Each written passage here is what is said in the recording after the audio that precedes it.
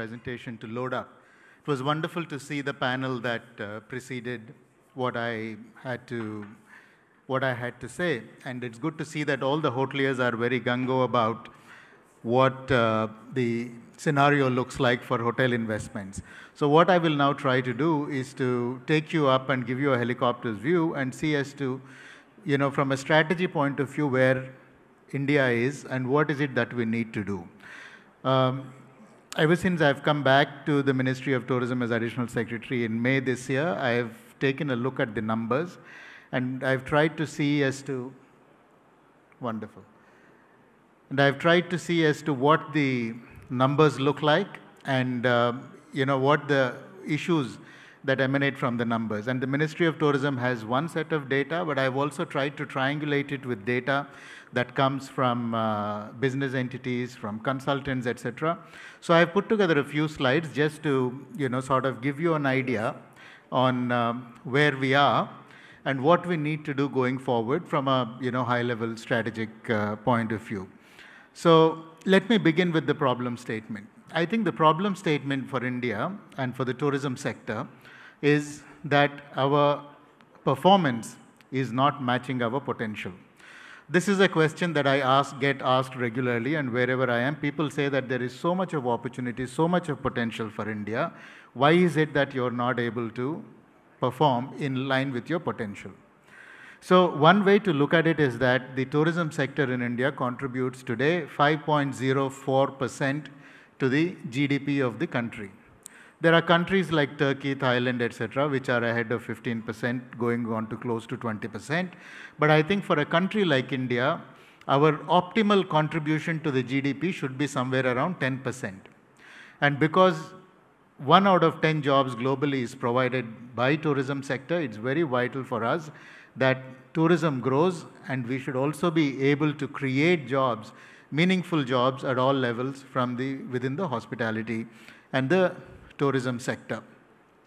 So starting from that problem statement, I've basically tried to put together, some numbers to see as to what the diagnostics look like. So this is the, general India picture, and everybody knows that India has been one of the fastest growing world economies for several years, and there is nothing in the market to suggest that it's going to be anything otherwise. We have 17 million international tourists who come to India.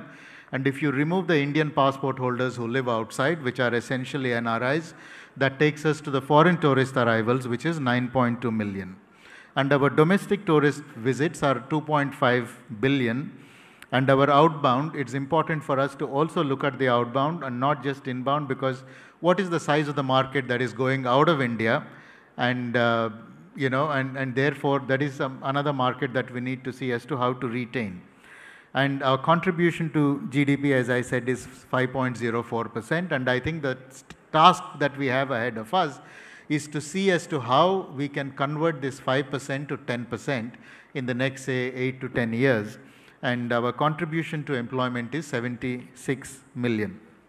Now, what I have tried to do is to split the numbers and see as to what they look like. As I said, the foreign tourist arrivals are reasonably robust at 9.2 million. But all 9.2 million is not vital for all of us in the room, because the foreign tourist arrivals are split by various categories. So if you look at this, leisure and holidays account for 4.2 million, business accounts for 0.9 million, and the rest of it is Indian diaspora, which largely goes and stays with friends and relatives and to their own homes. And there are medical tourists who are coming, who go to hospitals, and there are others like diplomatic, etc. So essentially for us, our target should be on this 5.4 million, which is leisure and holidays and business, and see as to how we need to make this segment grow. So on the right side, you will see the numbers that I have stacked, which are essentially on what the growth numbers would look like. The one that you see in blue is basically business as usual. And what I have done is I have removed the COVID years, and I've just looked at what is the average growth rate that foreign tourist arrivals have seen over several years, and I've just placed them in blue. And the numbers in green are those where I have said that if we really move the needle and if we all come together and put together policy reforms, etc., we should be able to achieve the number that is in green. So this number of 5.2 million that we see today, that number is going to rise, and that's going to go to 10.4 million. It's going to roughly double by the year 2029, and if we do it well, that's probably going to go to 11.9 million. So I basically, just for those who are interested, I basically put together at the bottom the formula that we've used. For business as usual, we've been growing at 7.3%, and that's going to flatten out to 5.5. In the medium term and long term, that's probably going to drop to 2.2%. Now let's look at how the domestic tourist visit looks like. For anybody to say that there's 2.5 billion tourist visits that are happening in India, that number is very, very large to wrap your head around. But that number has to be meaningfully resized and understood for us to understand the context. So if you look at where we are today in this graph, there are several categories of people who are making these domestic tourist visits. There are 427 million people who are traveling on leisure and holidays, and there is 26 million people who are traveling for shopping. And there is some 226 who are going on business. There are others who are traveling for social, essentially staying with friends or relatives, health and medical, going to hospitals, pilgrimage and religious places, which is essentially dharamshalas, etc., education and training, and others. So I think for the purpose of those of us in the room, the number that we need to be looking at is leisure and holidays, shopping and business, and that is the universe which we need to see as to how we need to expand that. And if you look at the growth numbers for the past several years, Indian domestic demand has been growing rapidly, and supply has not been able to keep pace. So in 2023, we will have 470 million, which is the number that we think 470 is the number that applies to us, and then that will keep on growing. And by 2029, we will reach 932 million, or if we do all the policy reforms and everything else, and if we give it a big push, we are going to cross the billion mark. So this is what the growth story looks like. So essentially, as some of the hoteliers had said when in the panel before, we are at the beginning of a long-term growth cycle, and there is going to be a lot of action in the hospitality investments in India. So let me also look at the third pillar, which is mostly, ignored by us, but it's very important, is the outbound. Because we always say that we get 10 million people in, but we send out 27 million people. But that is also not the entire story. We need to understand what is the purpose for which these people are traveling. So 7.9 million are traveling for leisure and holiday, and there are 3.7 million are traveling for business, and there is the Indian diaspora, pilgrimage, educational, etc., which are not really the numbers that we need to be looking at. So I think for us, the most important thing is the 7.9 million of those who are going on holidays outside, and the challenge for us is, can we create a value proposition for them to stay back in India and holiday in India so that the forex that goes out stays back? And we must always understand that every dollar saved is a dollar earned. And I think, and therefore, the graph in the right shows that number of 27 million is going to grow to 44 million. And then we need to see as to what is the number that will actually be there for holidays and leisure, and how do we retain 10% of that within India. So let's look at the job numbers. The reason why tourism is important for the government, and it's very vitally important, especially in the current context, is because of its ability to create jobs and meaningful jobs at all levels.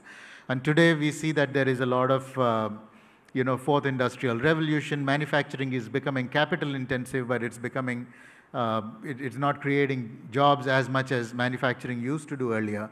And therefore, I think tourism needs to go and do the heavy lifting. And therefore, if we look at the numbers, today we are at 79 million, and that number will go up to 93 million by 2029 in a business as usual scenario.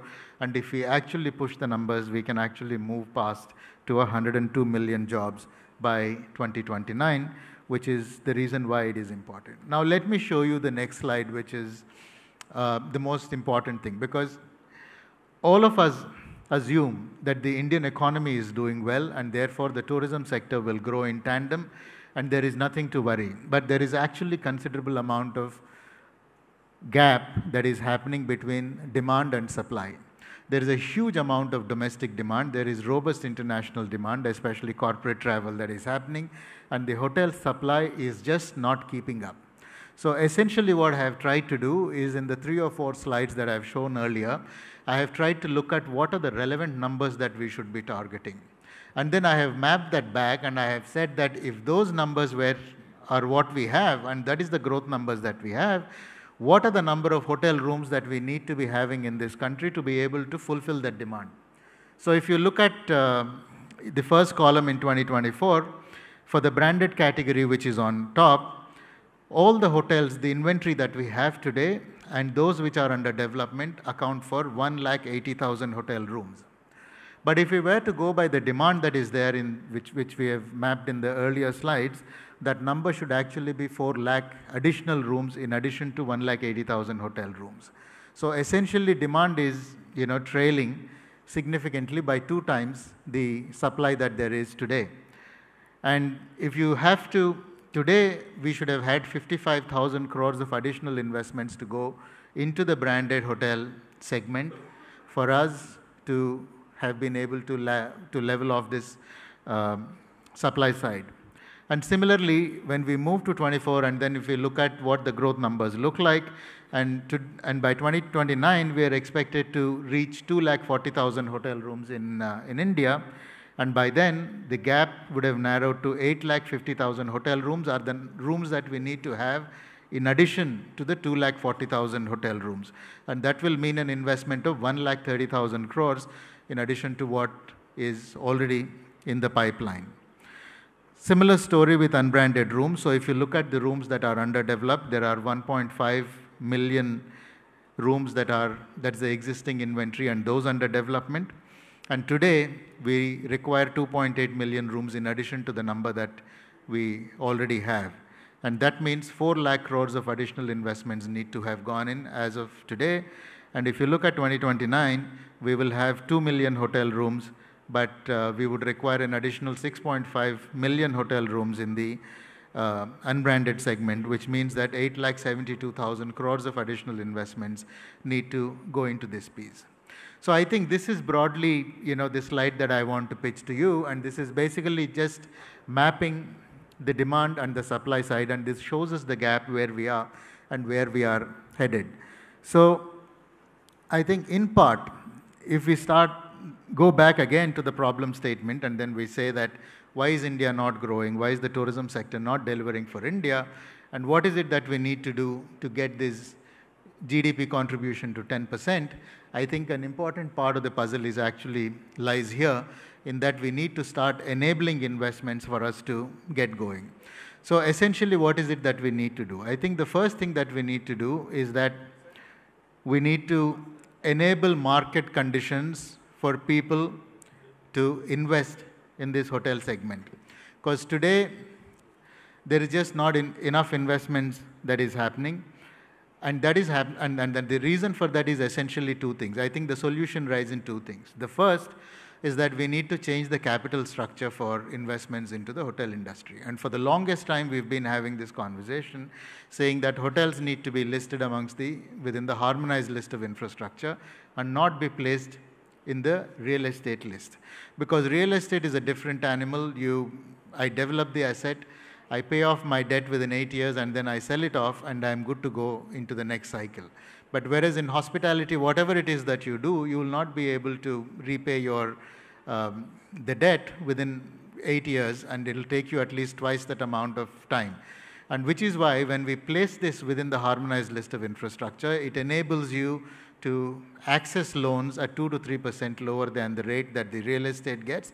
And it will also give you a longer tenure of 15-year payback period.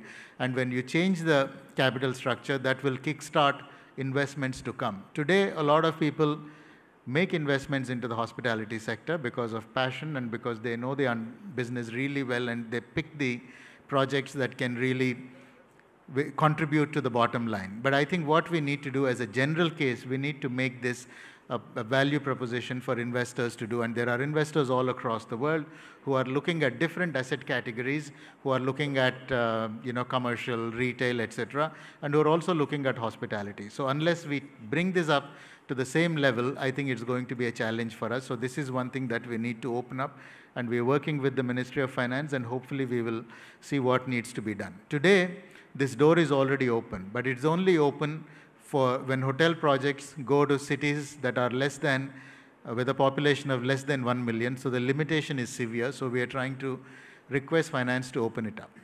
The second thing that we need to do is to get the states to incentivize hoteliers to come and set up hotels within their states. And there are 2-3, I think, big ticket items that we need to do. The first is development norms today are rather severe, and I think some of them are not required. And one of the big things that always comes up is that hotels have to build a lot more parking space than is ever used by them, and perhaps that is something that we need to see, and if there is a case for rationalization there. The second is, how do we incentivize hotels? How do you give capital subsidies for being responsible, electricity duty exemption, power tariffs? These are all things that states need to work and come around it. The third thing that states need to do is to do ease of doing business, because today we understand that there are 56 clearances that hotels need to take as a general case in the country, and it takes about 60 days for each of them. It's not processed in linear, but 60 days is what it is there. So one of the things that we have requested the DPIIT is to see if this tourism syllabus can be a part of the ease of doing business syllabus of the Government of India, so then so that the states will have a clear action plan, and then they will move on to get to work on this. So the third point that I want to tell you is that we need to get the states into play. It's not enough if the Government of India and the industry work together. As you know, that India is a union of states, and essentially if the states are not on board, there is very little that we would achieve. So I think what we need to do is to create a synergy between the Government of India, between the states, and with the industry to see as to how we can move this forward. The fourth idea is that we need to have destination management organizations. This is a very vital part of governance that is entirely missing in India, because we have the Government of India and we have the state government. But which is the body that is taking decisions at the destination level? Suppose you have a hotel in Kumaragam. What is it that the hoteliers and the local body are able to do to work on making the destination resilient and profitable? These are some things that most of the countries around the world have already done. For example, if you go to Spain, every place has a destination management organization which is chaired by the mayor, and it's got hoteliers, and it's got people from the industry, it's got people from the government, and they're putting on their thinking caps and figuring out as to when is it that we have a lean season. How do we strengthen our occupancy during those days? Should we do events? Are we delivering the right quality of experience to the tourists? Are we suffering from overcapacity issues? Is there garbage on, in the streets which is unaddressed? These are all very vital things that go into creating experience for a tourist. And these are all issues that cannot be solved at this central level or at the state government level. These are things that have to be done on the ground. And these are things that we need to establish, and the industry needs to also contribute to take a seat at the table, because if you do not sit there, nobody is going to listen to you. So I think one of the big things that we need to do going forward is to create these destination management organizations. The fifth, I think, is that we need to start reimagining the way that we have looked at tourism. And, I'm often reminded of a quote that the famous Varghese Kurian of Amul once said, and rhetorically he said that, what is the impact on Indian agriculture if Krishi Bhavan were to be bombed? And Krishi Bhavan being the Ministry of Agriculture, where that sits. So I think it's very important for us also to start reimagining things from first principles. What is it that the ministry has done? What are the schemes that we have run so far? What have we been able to contribute? And is there something that we need to redesign and we need to think? The same approach needs to happen with the states as well, and I think the same approach needs to happen with businesses as well. And given this, context, unique context that India is in today, what is it that we need to do to envision our businesses grow and take their rightful place in where the country is going? The sixth idea is that I think we need to create this problem-solving mindset amongst us. And I think this is very crucial because, again, one of the problem statements that we have is that we have some of the finest assets that there are anywhere in the world, especially the heritage assets. Why is it that our tourist experience is poor? Why is it that, we have fantastic assets like the Qutub Minar and the Taj Mahal, but the experience of the tourist is not commensurate with the potential that the asset has? And I think these are some things that we need to understand. These are some problems that we need to solve, both as the government and as the industry. The seventh idea, and especially for those investing in hotels, is that I think for us, most of the destinations that we have in India are already near saturation. And I think the potential for incremental growth in the existing destinations is fairly minimal. Most of our hill stations are already suffering from overcapacity issue, and there are several destinations which are reaching there, especially during the season. So I think if we have to map this growth that's going to happen on the demand side, and if we have to build the supply, we need to start looking at creating new destinations. We need to start looking at creating new tourism townships which can fulfill this demand. For example, if we have Shimla, we all know that for decades, Shimla has been oversaturated and the quality of the tourist experience is extremely poor. So can we create something which is close to Shimla, maybe 20, 30 kilometers away at a similar altitude? Can we create a tourism township which will be planned on first principles, and we will be able to create a planned destination for us to get there? And the last point that I want to leave you with is responsible tourism. And I think, as the speakers before me have said, growth for India tourism and Indian hospitality sector is a given. It may happen today, it may happen 2 years later, 3 years later, but growth is going to happen. And we are at the beginning of a very long-term growth cycle, and the numbers are going to be exponential. So I think the challenge that is there in front of us is how do we do it within a framework of responsibility so that we do not destroy the environment, we do it in a way that we are able to engage with communities socially in a way of, with mutual respect. How do we create in a way that hotels do not just create jobs for those who are inside, but we are also able to go and create opportunities for the community that live around them.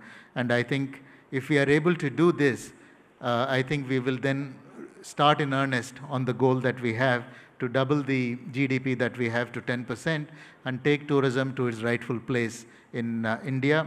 I thank you all for a patient hearing, and Jai Hind.